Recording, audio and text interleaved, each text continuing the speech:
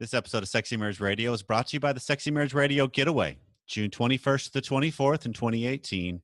Come join us for 4 days of a getaway with you and your spouse and many other couples at the Marriott Solana just north of the DFW airport. If you join right now and register today, you get $50 off because it's the last chance to have time to make all the plans to come join us June 21st to the 24th. It's going to be well worth your time, and we hope to see you there.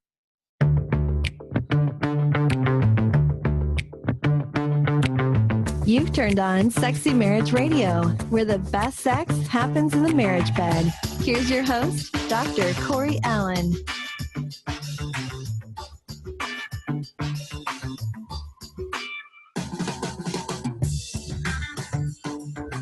Welcome to another episode of Sexy Marriage Radio, where the best sex is happening in the marriage bed.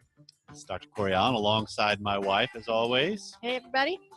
Where we're having straightforward, honest, no holds barred, fantastically fun and entertaining and educational and provocative and edgy conversations all at the same time on marriage and sex and all that entails. We'd love to have your voice on the air with us as well. You can join us by leaving a voicemail, 214-702-9565. Let us know what your questions are, any comments or topics you'd like us to cover, or even some praises for Sexy Marriage Radio 3.0, which we're now in video again. How you doing there? Where we would love to hear from you and how things are going for you. Or you can send us an email, feedback@sexymarriageradio.com, which has been the inbox of inboxes for the last 6.5 years. 6.5 great years. Absolutely. So the other thing that I would ask you to do is if you like what's going on here and you're watching on YouTube, leave a comment. Help spread the word. If you like it and you're listening to us through the normal podcasting experience, leave some sort of comment and review on iTunes. That helps us climb the charts and spread the word that married sex is the hottest sex out there. And so speaking of sex, there's some research that just came out on how older Americans are talking about sex a whole lot less overall. Talking about sex with their spouse, their partner, or just in general, the research that came out just recently within the last 2 months is talking about how overall it's just not a topic of conversation, even with their healthcare providers. That it's not being talked about. And what's interesting about that phenomenon is the fact that there are, because of Viva Viagra and a lot of other things, there's still a lot of sex happening in the later years and in nursing homes and in the different populations where they are found, as far as the people that are well past their retirement and you would maybe even think fully sexually functioning age. There is. It's funny. You just made me think of when Grandma was in the retirement home and there was a guy that always walked around in his cowboy. He had this blue He suit. had it going on. He had it going on, wearing his cowboy hat and his boots, and he was a resident, but he knew all the ladies. And he had it going on. Yes. Anyway, sidetrack. Yeah, no, I get it, but that's kind of a case, exhibit A, if you will. Right. But what they're finding is that the problem is that even sometimes their medical professionals, the doctors are not bringing it up with their patients when they're in their elder years, which can be an issue because they say they don't ask about it because they're afraid to offend them. The doctor's afraid to offend? Yes, isn't that their job, to make sure they're medically sound? That's kind of my thought. Kind of because I'm going to the doc. The biggest problem that this can present is the fact that a lot of the American population, and for sure a lot of the elder population, they're on a lot of meds. Yeah, I mean, especially here in the U.S. I mean, it's the most heavily medicated country in the world, right? Right. And so it's one of those that even if, and this is what was really good from this research in the article that was kind of expounding it, what was really good about it is they talk about not only are they on a lot of medication, they can also be on a lot of supplemental, non-prescription supplements Right, that the which, doctor wouldn't necessarily know about from right. medical And history. so if they're not asked what's going on and how are they with their sex life and are they happy with things, or are things functioning the way you would hope, or wherever that might lead, then they don't know what kind of interaction any kind of meds or supplements could be having, because supplements could impact medication that you're on. Sure they Supplements could could. also even have impact on sexual function. I mean, it's less likely because it's usually more natural in general, but there's still importance to recognizing, okay, this is a holistic approach of my life and my sexuality is a part of it. And if I'm sexually functioning, then I need to be having those conversations. Yeah, absolutely you do. You got to have those conversations. You got to think about, okay, I may be on a tangent, a weird little thing here, but I even think of um, some friends of ours that went through cancer. He had cancer. Mm-hmm. And this is someone who was communicating well with his doctor. Okay. Because he was asking specifically to the doctor, can I still have sex with my wife? Right. Because the treatments that I'm going to be going through with the chemo and other things, he was concerned that the semen would potentially cause problems for his spouse. Right, because you're talking about transmission of bodily fluids. Right. And it's, our body is not compartmentalized in a lot of ways. Right. So, I mean, those are valid questions. Absolutely. to ask your doctor. And so, that's an, a cancer example. But if you're dealing with just, you've got other meds that you're taking on a regular basis, how are those things affecting it? Right. And that's where, so this then dovetails or helps us pivot to a different, larger topic for today's show, because not only is it important that we be talking about sex with our primary care physicians, especially if I'm experiencing any kind of issues, one, in the sexual component and category of my life, because there's a lot of times where I've come across clients where they're having ED issues or premature ejaculation issues, or their vagina's not lubricating, or they're having these different issues that come up, and they're not even talking to it about with their doc. And it's like, okay, well, we're just supposed to, well, I guess this is just what it is. And so, well, yeah, it's not all mental. There's physical issues. Yes, here. there is. And the doc can be step number one. Yep. I mean, those could be simple solutions we could figure out. Right. And at least paths for it, because they're going to be versed in it and they have a history, and maybe they then point you in specialists that can help you. That goes back to the pain and intercourse episode we did with the pelvic floor specialists. Right. Well, and I guess in saying that, I don't mean simple in that it's easy to fix, Gotcha. But it could be something that is simple to diagnose, and now you know what your path you're going to go on. Right. It may be hard to diagnose, but still, physical is physical. Yep. And so let's get that addressed. And so then that leads to talking about this whole conversation about sex, on having a conversation about sex with the person that you have this act with.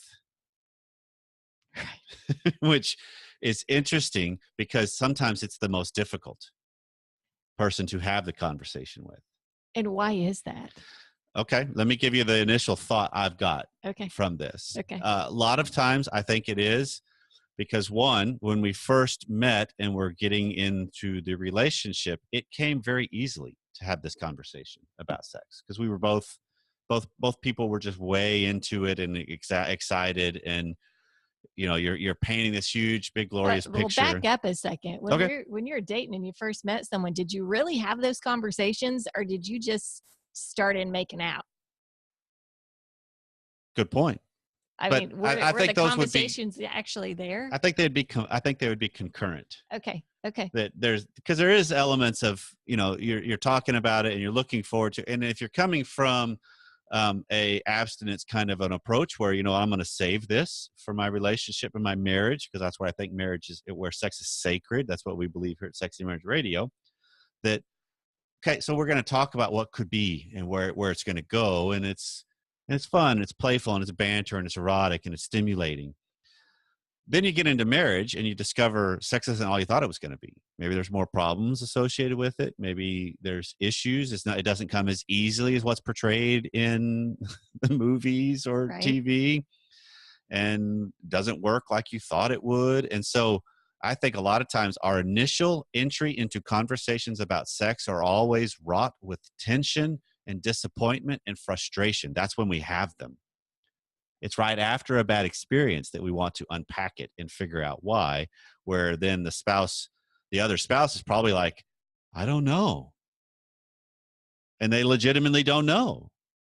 And they're too defensive or tense or guilt or shame or something going on in their world that it's really not a real fluid, lucid conversation. It's a lot of shutdown, defensiveness, demanding, blaming. So okay. So then how do you typically guide a couple that's sitting in your office to actually get past that, to get to where it can be a constructive conversation? Okay. So one of the things I propose to a lot of couples that are in a major tense moment, particularly when sex is a factor in it and it's not good and it's not something that's holding them and bonding them together, because there are couples where sex is really pretty good, but they fight about other things, and that's what the real problem is. So on these couples, I refer to this as having regular State of the Union conversations. Something scheduled? Yes, and it's something intentional. It generally takes place best at lunch, especially if you both work, or if one works and the other is at home with children or at home just doing other things or whatever. But because the thing about going to lunch together to have these conversations is it's less likely you're really defensive right after an episode, because Okay. you've had a morning, you've had coffee, you've had work, you've had other things to get on your mind. Lunch means you're probably going someplace public, which I recommend, especially if it's pretty tense, because that helps us keep the lid and civility together, so Yeah. adds a little layer of respect. And then the other thing that's beautiful about lunch is there's a time limit, because you each have to get back to whatever the afternoon is. So it can't be something that just lingers and is drawn out. It might mean you don't get a whole lot done, but that's okay. The point isn't necessarily to solve it all in one lunch. It's just we bring it up when it's not in the fire or in the flame of the major tension. Okay. So for what I'm hearing there, that's people that would be coming into your office and maybe they're having a struggle over it. Right. Or They- listeners of they're- Sexy Marriage Radio, and they're having a struggle with it. Right. Yep. So anyone who's already in a tough spot, right? Maybe they're not communicating or not talking at all about it, or they just don't like what the other one's saying. Mm-hmm. So then I guess I'm thinking of the other route of maybe there's some folks who just are kind of cruising along and it's not a tough spot for them, Right. but they just want to take it from good to great. Okay. I think the same path can still apply, because you can have a time where it's not going to be forthcoming, in the sense of, I share something with you I would like to add that spices up our relationship. You might be the type of woman, or if the reverse roles are true, I could be the type of man that I need a little time to warm up to that idea. I'm not somebody that's just like, oh, yeah, I've just been waiting so long for you to bring that up, because that's kind of what we fall victim to a lot of times. Sit back and waiting. Well, no, I think we have this belief, or maybe not even a belief, it's a hope that our spouse is just waiting for us to spice it up, and that like they're going to stand up and applaud when I suggest something new. Depending on what it is, I might. Well, fair enough. But I hear what you're But saying. typically speaking, we reach this level of comfort and plateau, and there's a reason behind that, and it's because it's comfortable. And I'm not stretched, and I'm not challenged, and I don't have to deal with guilt and fulfilling and am I enough and all that kind of baggage that comes along with this. So a lot of times, I mean, this is one of the things I say in Married Life 911 and in Naked Marriage, and that whole idea of when I suggest something that I would like to do that changes up our dynamic, maritally speaking, it's not very likely that the other spouse is going to stand up and applaud. They're usually going, okay, what's this going to require of me? Yeah, it's going to change my routine, Mhm. change my comfort zone. Right. Okay. It's like, so let's go a different topic for the same kind of point. It's like if I came along and said, okay, Pam, you know what? I decided I'm going to take a new job. It's going to be in sales and I'm going to be traveling. Oh, So now all of a sudden it just shifted the dynamic of how it's going to impact you. And your brain immediately goes to, okay, how does this impact me? Even though exactly. maybe I'm a guy that's lifelong, all I've wanted to ever do is be a door-to-door on the road salesman. That just sends chills down my spine. I'm just saying right now. Well, okay. And that's just on a job. Now talk about it when we layer this whole concept on the idea of sex and intimacy and how close to home that hits us. Yeah. So that just magnifies the tension already there and how it's going to impact me. And it could be one of those that's like, you know what? Maybe I need a little bit of time. So lunch allows time to warm up for it. Okay. And it also allows time for banter back and forth. It could be, okay, so after we're each left the State of the Union lunch, and it's like, you know what, I think that's really good. And now all of a sudden we've got a new avenue to explore together to build up towards. And that's kind of that idea of interweaving our initiation and the playfulness of our sex into our everyday life. Yeah. And I think that's how you go from good to great. That's a component of it, at least. Okay. But one of the interesting things about some of the further research after I saw this, seniors are not talking about sex as much overall. That led to a couple of different articles that referred to different research that talked about how the couples that repeatedly report the greatest levels of sexual and marital satisfaction, specifically marital satisfaction, the two factors they found that stood out on this research was they talk about sex and they have sex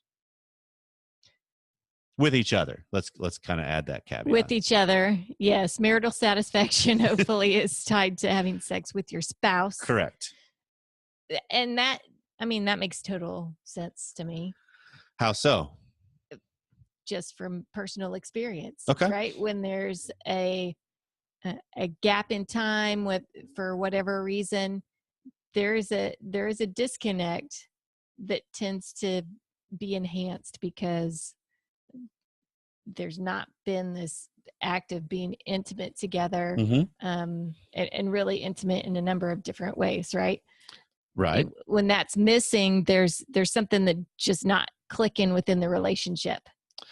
And it seems when that union comes together, I don't know, it's a refreshing, it's a renewing of the connection between the two of us that kind of makes things whole again. Okay. And that's kind of interesting because as I'm listening to you explain that, I'm thinking of what immediately comes to my mind is if you think of the components of a relationship, you could almost put it in a pie chart. So you've got household management, you've got roles as parents, you got roles as in your professional life, you've got friendship as a component, you got sex. That's the first thing that comes to my mind. Okay. But I don't think that works because what you just described is our sexuality is interwoven through all of that. Our friendship is interwoven through all of that. They're not categories. It's almost like layers that are all completely interwoven. They are. I think of it. An old minister at our church didn't have it as a pie chart. He had it as these circles that all kind of linked around, and when one of those circles is taken out, when one of those kind of boundaries of your relationship circle is taken out, something else fills it in. Right. But it's obvious that piece of the puzzle is clearly missing, and now this other thing is coming in and taking up just too much space in your life. Right. And things are off balance. Right. They get off kilter. Right. And I think what happens is, and this is a pretty common occurrence of an email that comes to feedback@sexymarriageradio.com, is I want to bring up the conversation. I want to talk about an issue. I want to talk about or suggest something that could go on, but my spouse shuts me down. They won't talk about it. They don't want to, and it's just kind of this edict that's been given over the course of time. so that it would say that's off limits, right? Because they won't go there. They won't continue the collaboration or the banter. And so that leaves the higher desire partner in the context of, I want to have more conversations about this topic in our sex life. So they then feel powerless because I can't bring it up. And that's one of the things that I often get. And now what I've gotten to where is if I get an email that comes in that regard, one immediately comes to my mind that says, yeah, she shut it down. She said, that's off limits. She won't talk about it, blah, blah, and just kind of filled it all in. And I said, and my reply back to him was, so did she take your tongue and your mouth and your vocal cords completely? Because last I checked, you can still determine what you talk about, what you bring up, what you want to initiate. Truly. And I realize that might mean I'm banging my head against the wall against somebody that has said, no, I don't want to talk about that. But maybe there's a different way I could bring it up. Maybe there's a different thing I could say or different context that I bring this up. Yeah. And that then changes the conversation. Possibly. So it's just recognizing that this is a gridlock issue is what we're talking about. Because typically one of you is a higher desire than the other and wanting to talk even about it. And usually they're probably going to go hand in hand on, I want to talk about sex more and I want to have sex more. They're probably both the same person in the higher desire. Yeah, that would make sense. But the point would be, how do I figure out how to bring it up, how to initiate that conversation? And that's where sometimes this idea of the State of the Union can help, because then it's you and I have done this several times in our marriage of just, how are we? Where are we? What's gone on? How was the year? This is our anniversary night conversation, actually. Yeah, typically. that we would have of, where were we this past year? What was good? What was bad? Where do we want to go? Yeah. And it's kind of a little chance for both of us to check in on the state of us and our perception of it. But it's recognizing you can interweave it that way into part of the conversation. But then I think it's also important, and this might seem counterintuitive, so tell me if I'm off base. Okay. If I'm the higher desire partner in a marriage and I want to initiate more conversations about our sex life because I have the belief that if we talk about it more, we're going to have more, which is true, then one of the ways I need to do that, especially if this has been a gridlock issue and a lot of sexlessness has been going on in our relationship, I need to focus on other aspects of our relationship too. I can't just be hyper vigilant about just this one topic. Well, I think that's spot on.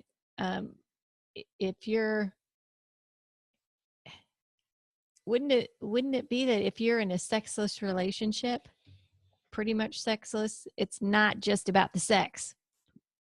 Okay. There's, whether it be physical or some other dynamic between the two of you, there's something else going on there too.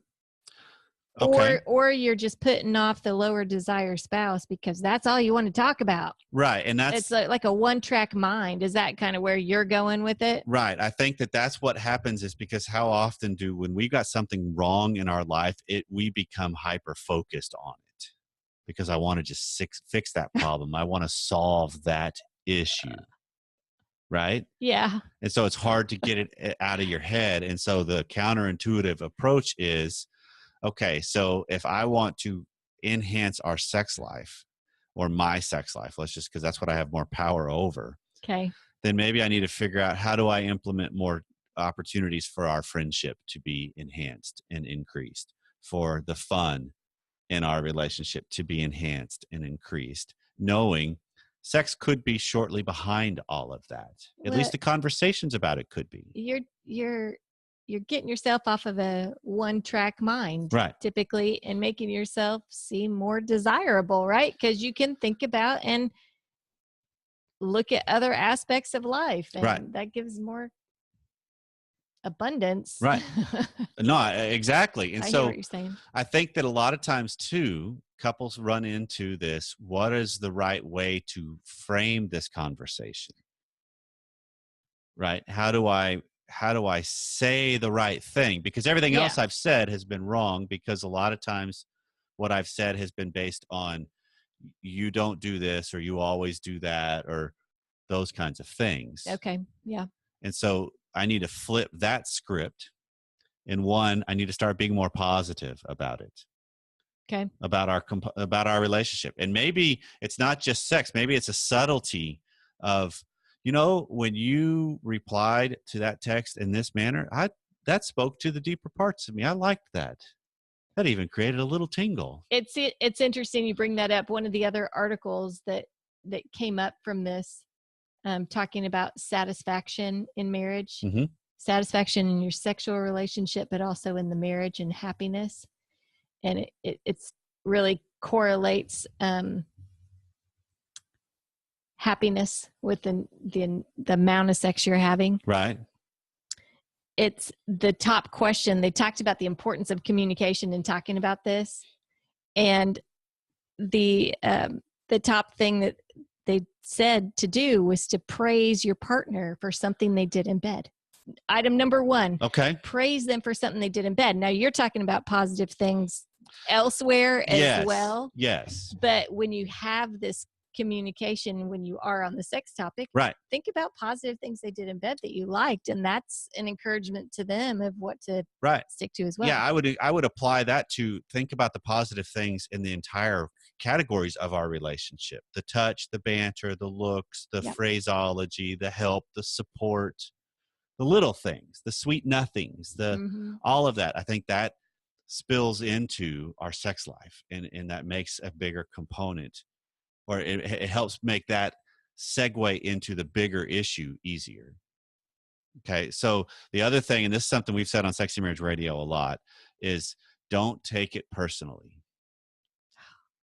Which How do is you very not take it interesting. personal when your spouse is maybe coming at you negatively? I guess that's because maybe you do step 1 first. It's all positive. Well, but sure. How do you keep from taking it personal when it's about the two of you? No, I get you. And so this is where subtlety and nuance comes into play. And I'm gonna propose a couple of something for both sides of this equation. Okay. Okay. So this is for the person that's the higher desire for the conversations and for the sex, and then also for the person that's having to figure out how to say no. Okay. So let's start there too. Let's go reverse order. For the person that says no, let's go counterintuitive in the sense of how do you do this gently? Well, one of the things, this is something I mentioned early on in the Sexy Marriage Radio days, of the banter you and I would have had at times, where when you shifted it at one point years and years ago of no, when I brought up, hey, you interested in having sex or something, how the topic came up, and you're like, no, but I could be. So it wasn't just a flat out no, off the table, shut up, get out of here, leave.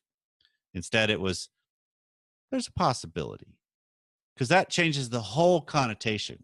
Because to me, that's a challenge. I can meet that challenge. Okay, it's a challenge, but what if it's really a no, because that's just not going to happen? And I don't want to even set the stage for you. Maybe I'm getting on a totally different topic here, but to be positive, to not take it personal, but really tonight, it's a no. Okay. And sometimes that's the case. And that's where I think you've got to be. I'm not saying put it in a frame of no, but I could be, when there's no chance. That's a game. Okay. Instead, I mean, one of the articles actually made a comment of an arousal scale of, hey, you interested in sex? And it's like, well, actually right now I'm probably at about a 1, which means I got no arousal, no interest. Might as well just let that ship sail on by. Or it could be, I'm about a 3. Okay. So maybe with the right circumstances and a little bit of time together, and where I get a chance to focus on the relationship and some conversation and connection, that might make it a happen. Or a 9 could be yes right now. Right. And so it's really more for the person that's being pursued to how do I grade myself on where am I really, or is it just a no? Because sometimes the no just becomes easy when it could have been there earlier in the day. And so maybe I need to mark those times and realize wait, there is some interest there. And what was it that helped feed that? Okay, so that's on the one side. Okay. On the other side, the person that's the higher desire, now it turns into, how do you not take these personally? Because to me, the importance is taking the hit in rejection better sets the stage for the possible yes next time. Because if I don't take it well, it's a self-fulfilling prophecy the next time, usually. Yeah, because then if you don't take it well, that's either whining, pouting, angry, something angry that makes you less desirable overall. Right. And so there's an element of, I have to figure out, okay, hold on. How do I not take this personally when it is personal because I just got rejected? Well, I look at it as, well, I did just get rejected, but put it in context. Is there movement? Is there subtleties? Is there shifts in our connections? Is our shifts in our feelings and emotions about each other and the state of the relationship? Because if that's improved, then I'm on the course I want to be on long term.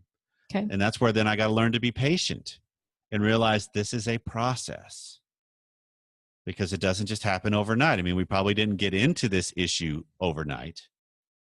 It was a revolving kind of a thing. Sure. Or if you did get into it overnight, then it's a traumatic thing, and you could have some people that'll help you alongside that too. Sure. And then the last thing is just the idea of figuring out, how do I be better at speaking up?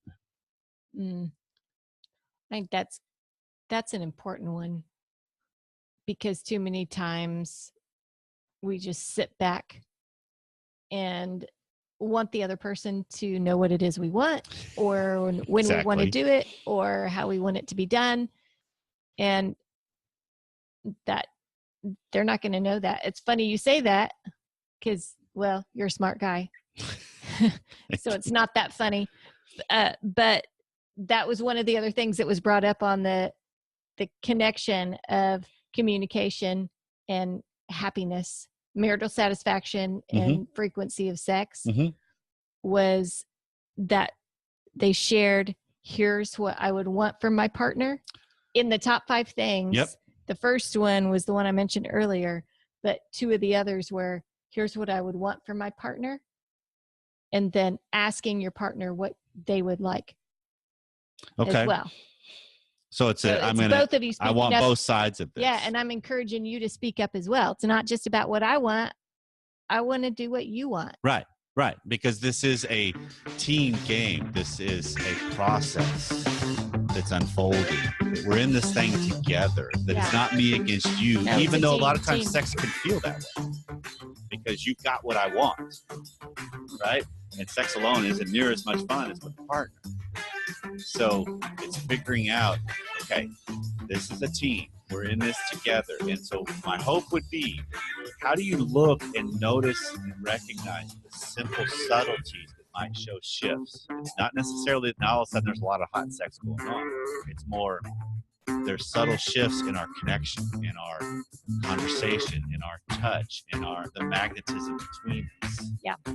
And we get along better, and we parent better, and we run a house better. Because if I can see those things, to me, that then means I'm in a better direction for both of us. Yeah. And that gives us hope. That's what Sexy Marriage Radio really wanted to be all about. There's hope. We can change. Well, this has been Sexy Marriage Radio.